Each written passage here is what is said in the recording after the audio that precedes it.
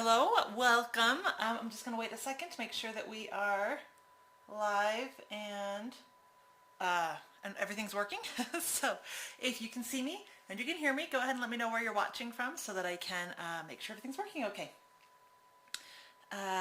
So today, I'm super excited. Thanksgiving is in 2 days and it's my all-time favorite holiday. And so I thought I've already shared quite a few of my Thanksgiving recipes here on my channel, but I haven't shared one of my most popular pie recipes, and that is this no-bake ice cream pie. Now, it's technically not really ice cream. It's not even made from ice cream. It's not made anything like ice cream, but it's a creamy frozen dessert that's ice cream-like, and it's super, super easy. In fact, the history of this dessert is that my sisters and I got one of those, you know, those little grocery store cookbooks at the checkout line. It's like this thick and this big. And we got one from, I want to say Kraft, maybe Jell-O brand. And we were looking for, because we loved cooking as kids, and we were looking for an easy recipe that we could make without our mom's help. And there was this one. Now, originally this used all store-bought ingredients, a store-bought crust, store-bought commerce sauce, Cool Whip, but of course I have upgraded it to my own personal tastes as I've gotten older, and that is a homemade crust, homemade caramel sauce, and of course fresh whipped cream instead of Cool Whip, which I can't believe I ever ate. But of course you can make this as simple or as complicated as you want. The thing is, the complicated version with the homemade crust and all that stuff is really not complicated at all. In fact, I'm going to show you that now. It's actually pretty quick, so this will be a really short live. And yeah, so let's get started. Chloe, hello, welcome. This has become your Tuesday night routine. That's really fun. I appreciate that.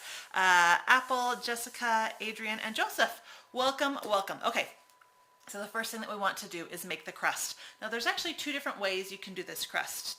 If you want a true no-bake dessert, when you make the crust, you can just put it in the freezer.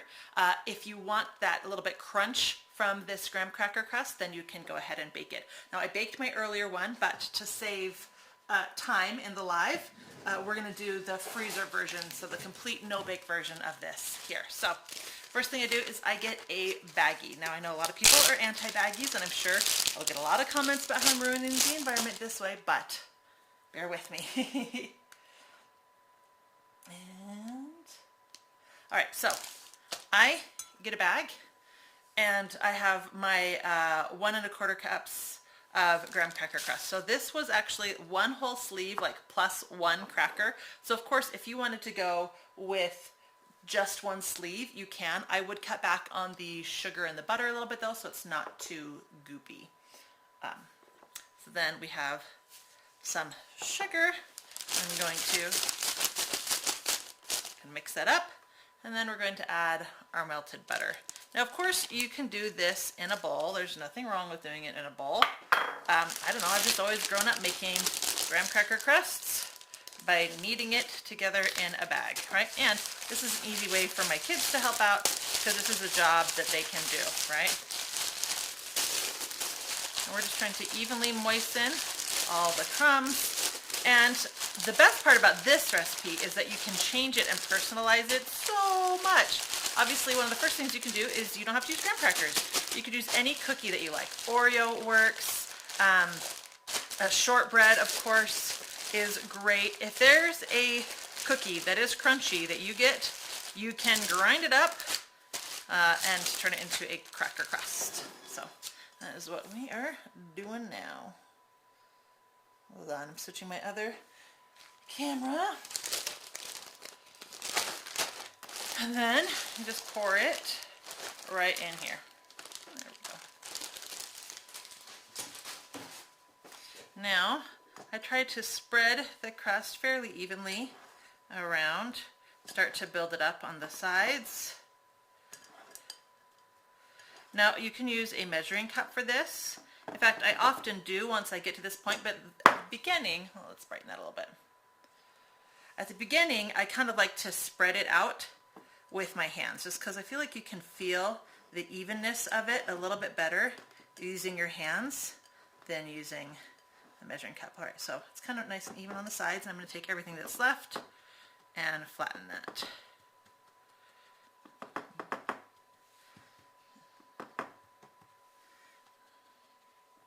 Or again, so if I was going to bake this, I would bake this at 350 for about 7 to 8 minutes. You just want it to kind of golden up a little bit, and it will just help crisp this whole thing up really nicely. But since we are going to do the complete non-bake version of this, I tend to make this a lot in the summer, obviously, when you don't have to turn your oven on. I'm just going to go through one more time and make sure that's nicely pressed against the sides.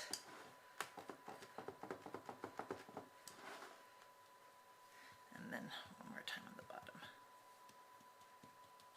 All right, I'm going to stick this in the freezer while we make the next part.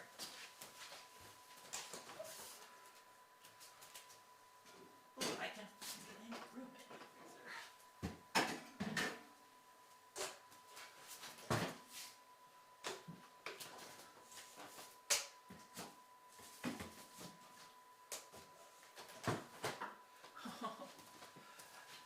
That pie was just a little bit big for the space I made in my freezer. All right, so now we're going to make our caramel sauce. Clean off the counter from all the crumbs. Get a pot. Now this is a very small version of my caramel sauce. So I make my caramel sauce all the time. I make big batches of it this time of year, and I put it in cans and I give it to my neighbors as neighbor gifts. I've kind of become known for it, but I don't know if I could get away with. I swap around. Some years I give my homemade caramels, sometimes I give my homemade toffees, sometimes I give my caramel sauce and hot fudge sauce. So I kind of try to switch things up every year with my neighbors, but they do love this one. All right, so first thing that we are going to do is add the butter, or not.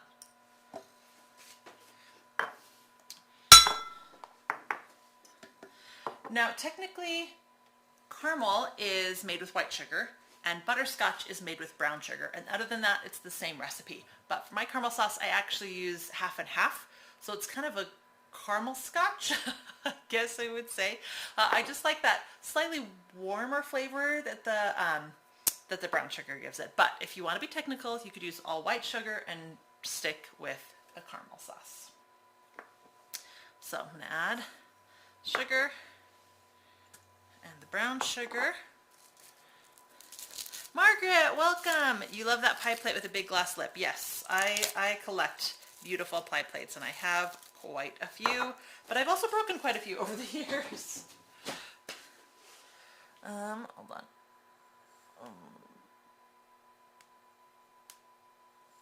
Trying to, there we go. I couldn't see the comments. Okay.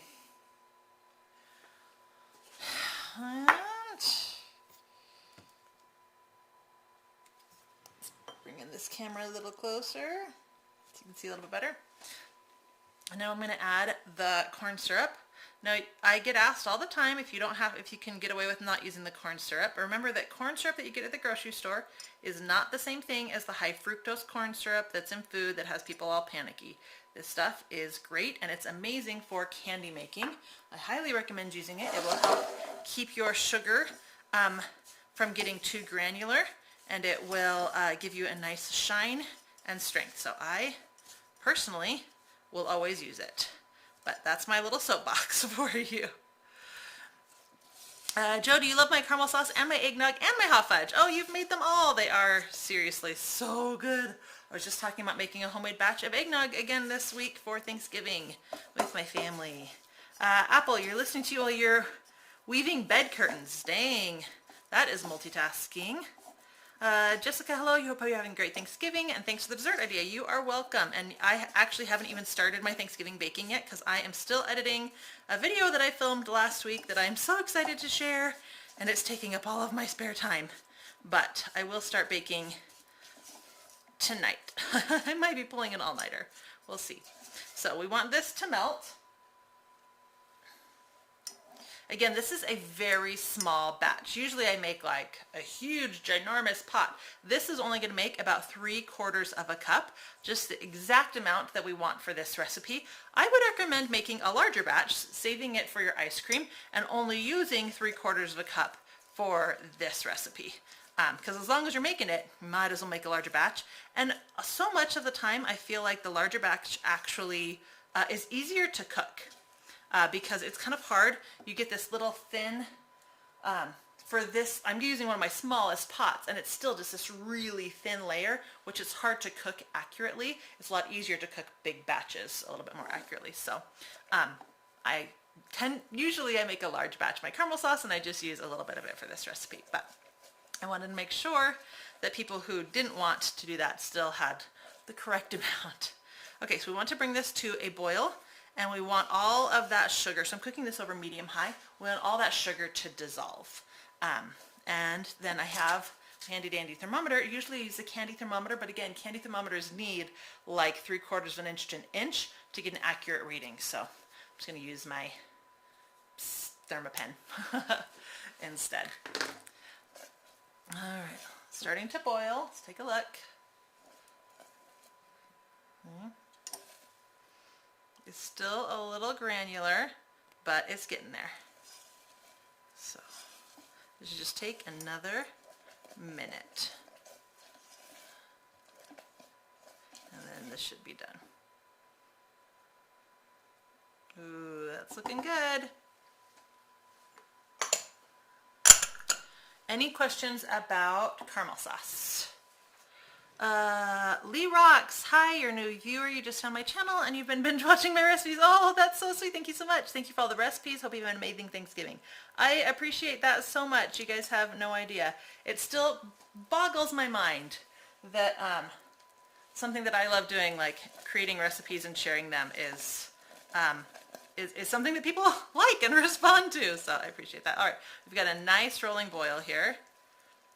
You can see, oh, come on, focus. We can see that our sauce, the sugar, is much more dissolved than it was. So I'm going to start taking temperature readings with the thermometer. See how we go. How do I store this caramel sauce? I just put it in a glass jar. So we're almost there. You're looking for 240. Now, again, high altituding it. I'm only looking for 220, so I am good. I'm going to turn this off. If you are making it at sea level, you want to go all the way to 240. Because I am not at sea level, I'm going to take it off the heat before then.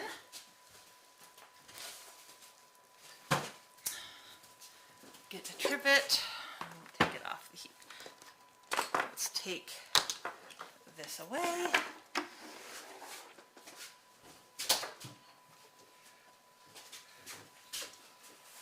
Now usually I let this cool for about 5 minutes and then I start adding the whipping cream. But I don't want this to continue cooking since I've already hit the temperature that I want. So I'm actually going to start by adding a little bit of the whipping cream to it. Not all of it at once because I don't want it to start spitting at me and start seizing up too quickly. So I'm just going to introduce this cold whipping cream a little at a time.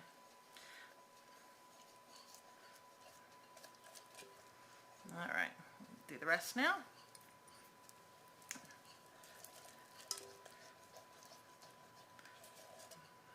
There we go. Beautiful. So if you cook it too high of a temperature, your sauce will end up a little bit too thick and it won't be as smooth. And obviously if you don't cook it enough, your sauce will just be a little bit runnier. So here's, right now it's really runny because it's, oop, burn myself, really runny because it's warm. But it will, and remember, see, look at kind of these sugar chunks I have over here on the sides. If I scrape the sides real good and bring in all these sugar chunks into the caramel, it will actually make my caramel sauce get grainy. So I'm not scraping the bottom. I'm being really soft with my mixing. See, there's some cooked on the bottom that I'm not going to mix in. I'm going to pour this into a glass jar, just again to take it off the heat and to get it to stop cooking. And it will also make it easier to pour into my pan.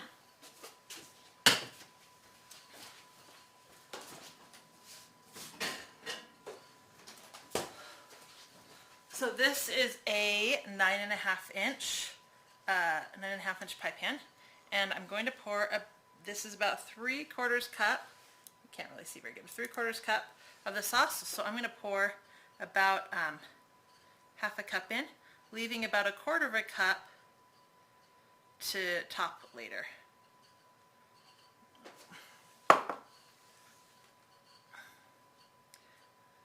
So you don't want this to be too thick, right? We just want a nice thin layer so that when you cut open the pie, we'll have that little bit of gooey caramel on the bottom. All right, so I'm going to put this back in the freezer.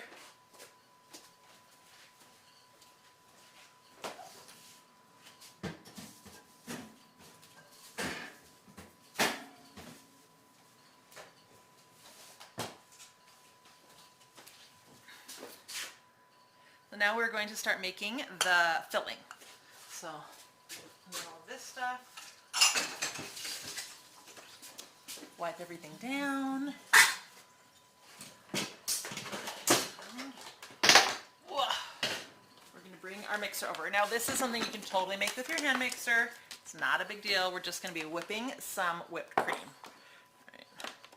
So I of course always have my Bosch on the counter, so it's easy to use.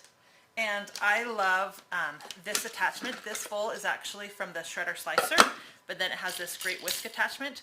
And I feel like this is the quickest and best way for me to beat whipped cream. So that is what I'm doing. This is the stage that if you want to use Cool Whip, store-bought, right? This is what you would use. You would not use the whipped cream, the powdered sugar, and the vanilla. Oh. Wrong. Wrong thing. There we go.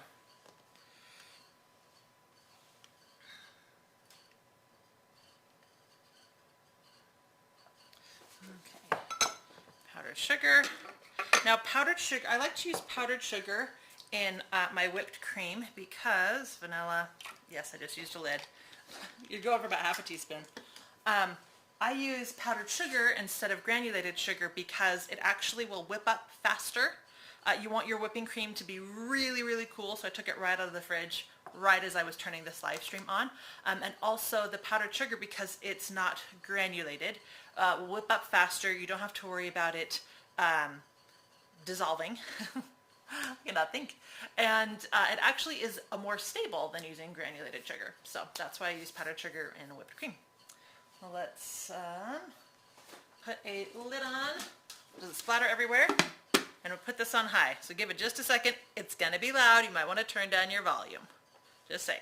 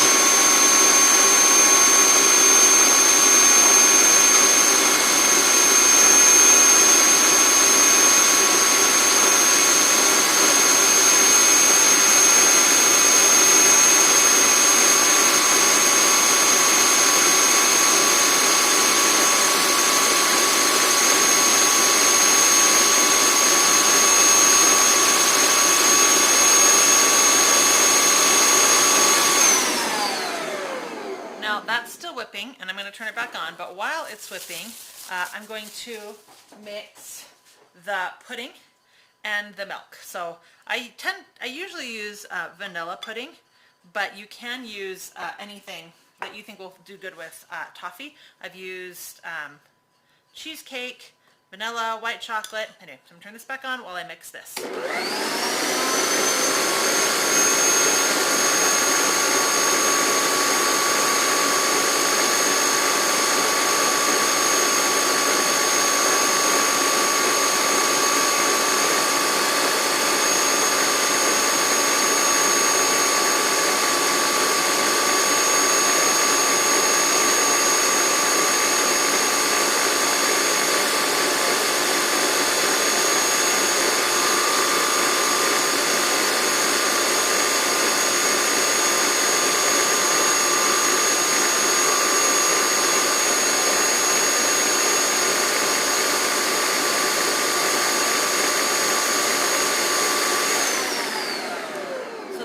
is starting to thicken up and is all dissolved. Let's put that aside.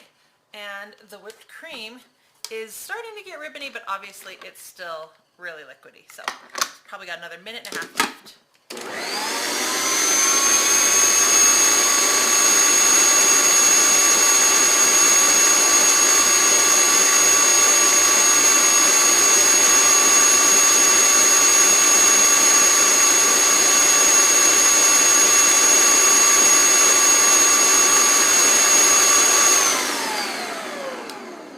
I like to give the sides a nice scrape about halfway through. We are now at soft peaks.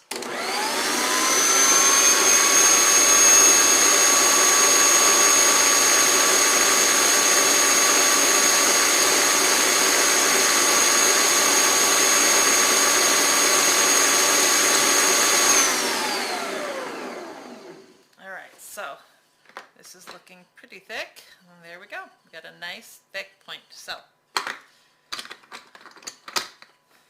I'm going to pour the pudding in. As you can see, the pudding has already started to thicken up, which is nice. That will make it go better. All right, we're going to mix this together.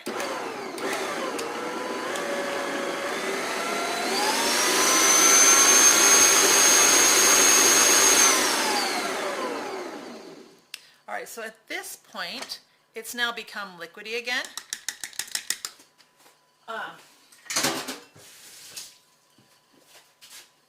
And you could, I used to pour it right into the pan right now while it's liquidy. I'd actually mix in the toffee bits and pour it into the pan.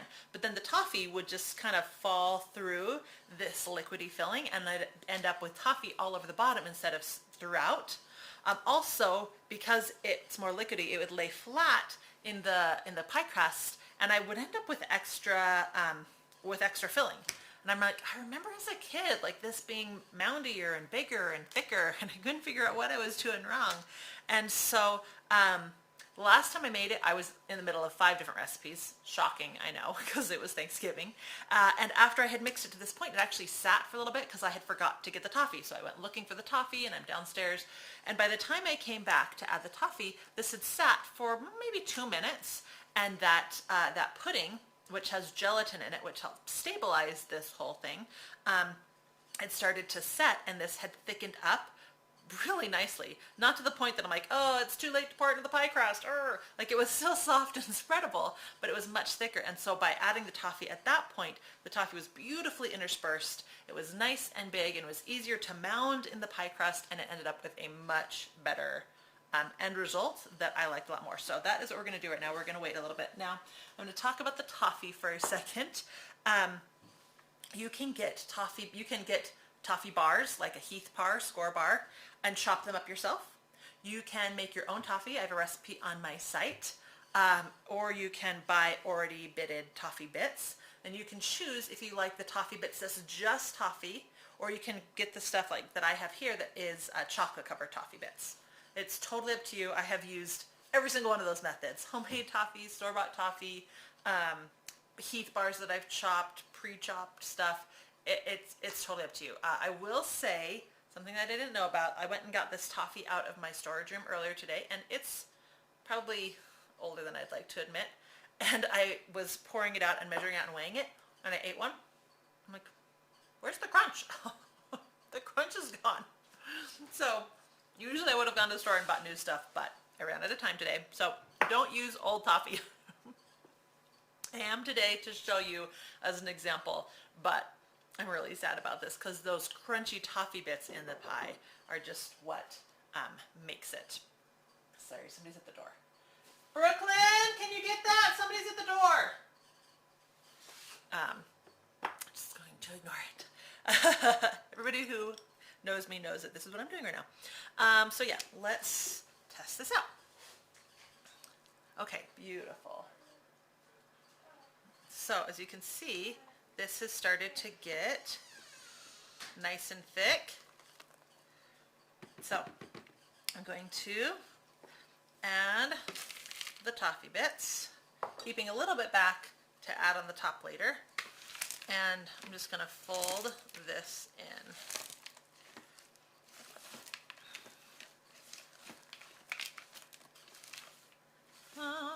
good. And look how the toffee's like staying within this, and it's not just like falling to the bottom. Now the more you chop your toffee, the more like toffee dust that you'll get. The more you keep it choppy, the more big chunky pieces that you'll get.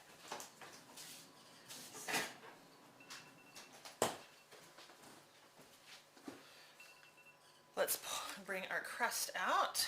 Let's take our mixer away. Oh, hold on, suctioned it to the bottom.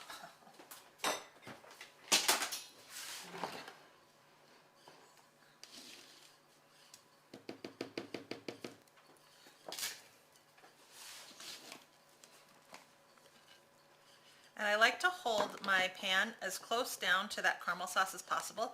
If you plop it from too high up, it'll actually indent the caramel and move it around, and then you'll end up with like big sections of caramel instead of a nice thin layer of caramel all throughout, which is what you're looking for. All right.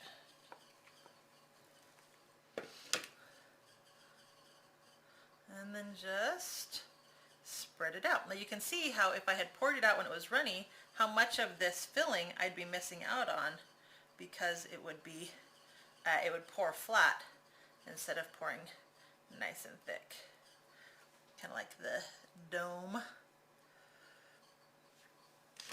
There we go. Now I'm going to put this back in the freezer, and you want to freeze this until it's firm. It's about 4 hours to overnight. In the meantime, wipe down the counter. I made one earlier so that we could cut it and see what we think. So, there we go. So, first thing that I'm going to do is pour some of the extra caramel on top.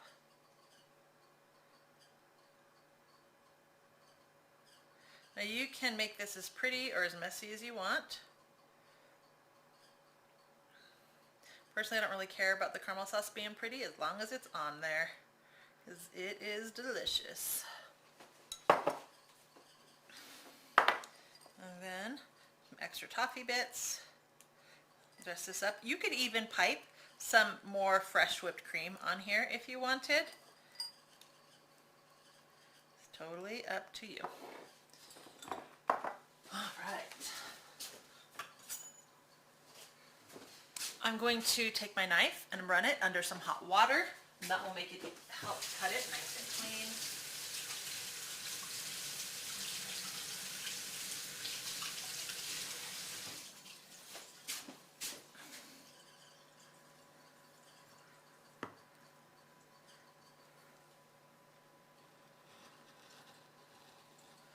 Make sure you're getting through that crust. Nothing worse than not actually cutting the crust.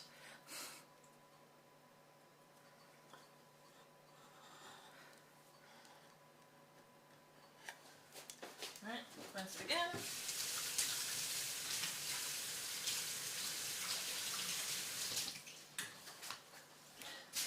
I like to keep my knife warm and clean when I'm cutting pies, or cheesecakes for that matter, or cake slices.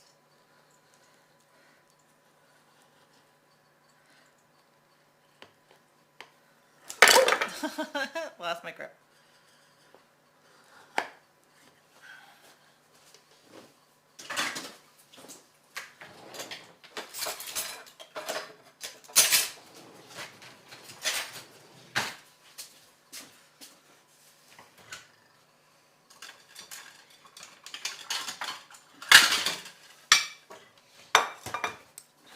Plate out.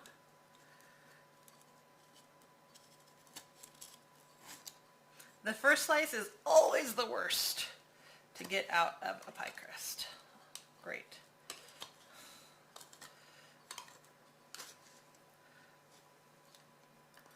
All right, well, let's turn that coloring down.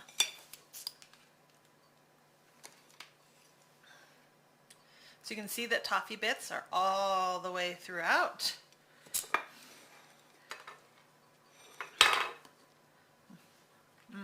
I'll have some crust in there. Okay, so, and as you can see that beautiful thin ribbon of caramel there at the bottom.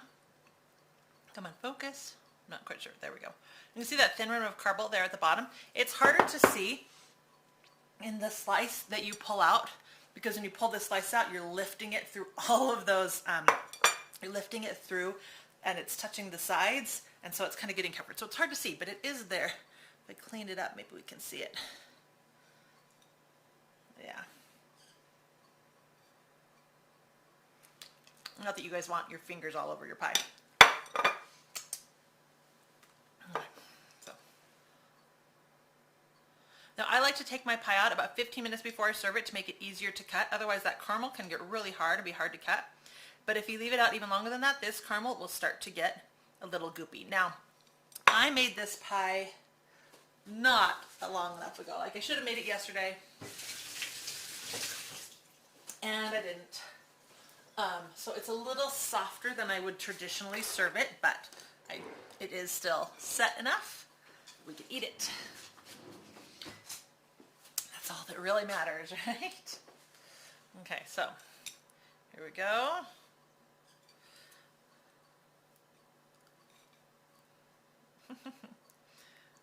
Ooh, that caramel's still a little bit hard.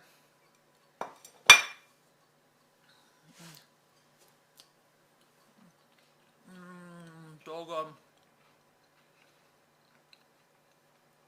So,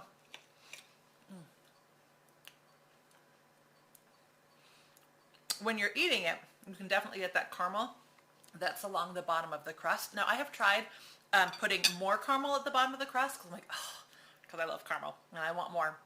But it ends up getting too runny, and then the crust and the pie like separate, and it becomes a huge mess. So this half a cup is like the perfect amount in my opinion. Obviously you can do however you want. So some of the other combinations that I have made with this is I have done my hot fudge sauce on the bottom, and I have done then pistachio pudding, and then I've intermixed it with mini chocolate chips. Let's see, we've made so many combinations over the years. I would love to hear what other combinations you would use. You can change up the sauce, you can change up the crust, you can change up the pudding, and you can change up the mix-ins. So there is just endless possibilities. It's a super easy no-bake pie that everyone loves. And that is just how simple this is. It's been 32 minutes, right? So this is an easy one to put together, throw in your freezer, make the day before, and then the next day, like I said, bring it out about 15 minutes before you're going to serve it, or even 30 minutes before you're going to serve it, to kind of let that caramel at the bottom soften up enough that it will cut smoothly.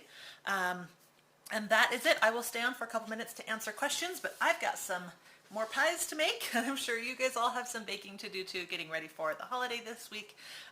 So thanks again for watching, and I will see you next Tuesday. Jill, hello. Why are you lactose intolerant? Because your body is not smart. I don't know. That's the worst. See, I'm slightly lactose intolerant, but I just suffer through. I just push through. Pretty, thank you so much. You're the queen of the kitchen. You love my food. Thank you, Stacy. That is so sweet.